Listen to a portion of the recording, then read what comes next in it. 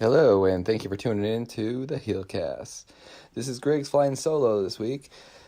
Let's just jump right into the plugs. Robert does wrestling. Larkin with the S&M Podcast. We got the Wrestling Perspective Podcast. Cal and Trent at Total Nonstop Impact. And ImpactAsylum.net. So, alright guys, we'll jump quickly into the news this week. We got Impact's ratings are up. 145 out of 150. They did 145,000 with a 0.5 rating.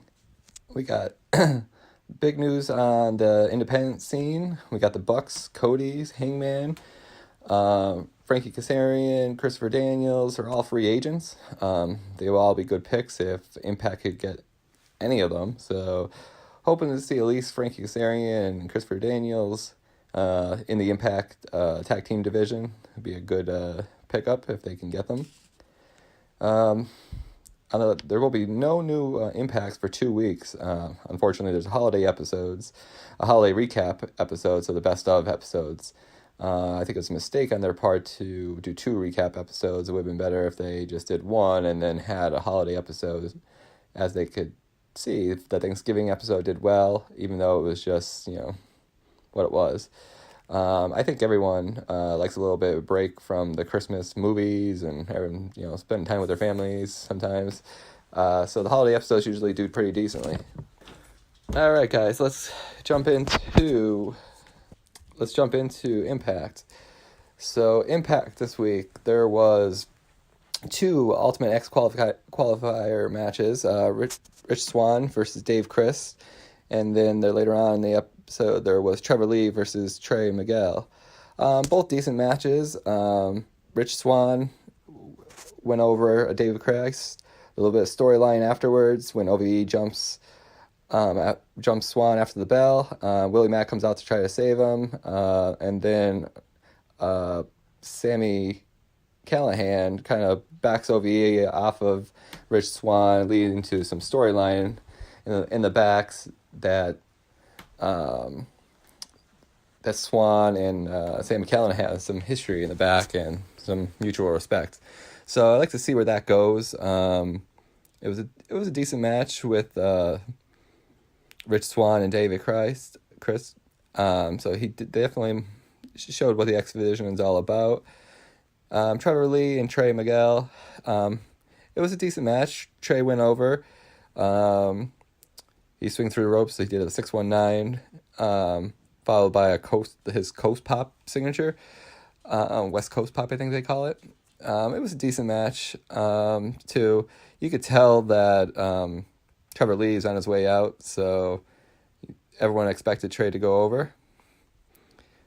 Then you had a match with Santana versus Fenix. I'm liking the storyline back and forth with this. This was a great match. Santana and Fenix are both great wrestlers.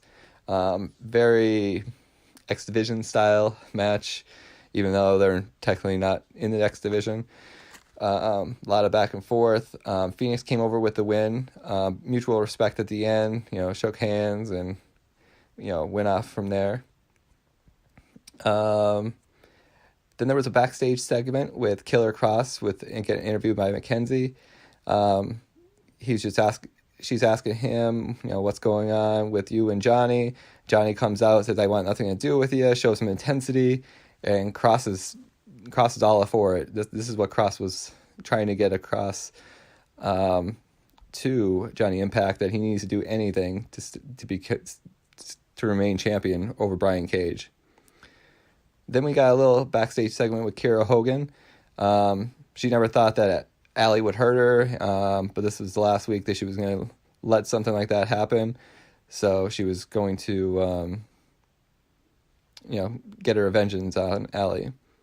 And then there was another segment where Raven is playing chess with someone, letting him know that aliens didn't abduct him and the government did. And Eli Drake comes out, and whatever they're paying Eli, he's worth it. I mean, that segment when he sits down with Eli Drake sits down with Raven, and he talks about how he dealt with Joseph Park, he dealt with Tommy Dreamer, and he just wants to stop all these like cheap rip-off matches with light tubes, and because he's a dying breed. But Drake had this comment about how he wants Raven to watch the match, and he said that they don't get pay-per-views at the Nut House, and he told him, well, if you don't get pay-per-views, then he said go watch it on the GWN app, and then Raven gets the Ortiz to throw Eli Drake out. But yeah, Eli Drake is worth everything they give him. I mean, even though that he's not in the title pictures, I know that might get some people on some people's nerves. It is what it is, but he's doing the best with what they give him. He can't always be in the title picture, so I understand that. And right now, Johnny Impact is probably the most known wrestler that they have on the roster, so I can see why they have the belt on him. It's not that Eli shouldn't be moved up the ranks. I'm hoping in 2019, maybe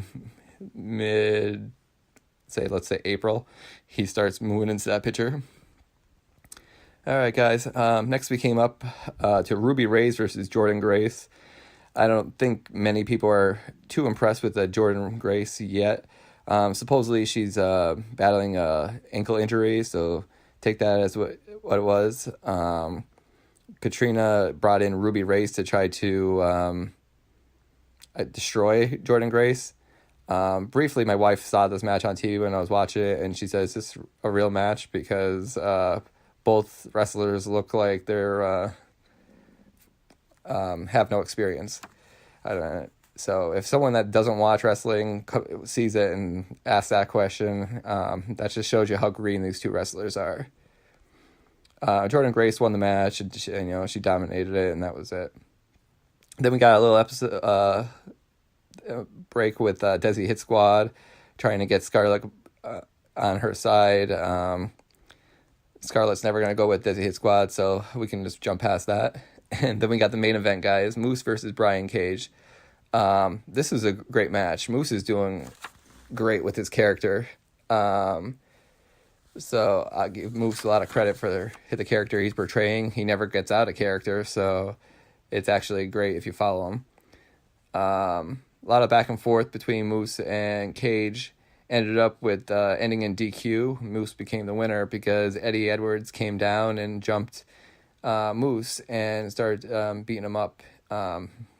Eddie Edwards was in his robe from the Nut House, his smock, whatever they call it, hospital gown, and he was just beating him up. He found his kendo stick and started feeling like Eddie Edwards again. So overall, it was a decent Impact. It's the last Impact for the year. Is it for the year, I believe. There's one more episode of Impact before the pay-per-view, Homecoming, and that's it. All right, guys. Well, thank you for listening, and hope you guys have a great holiday. Have a Merry Christmas, and we'll catch you next time.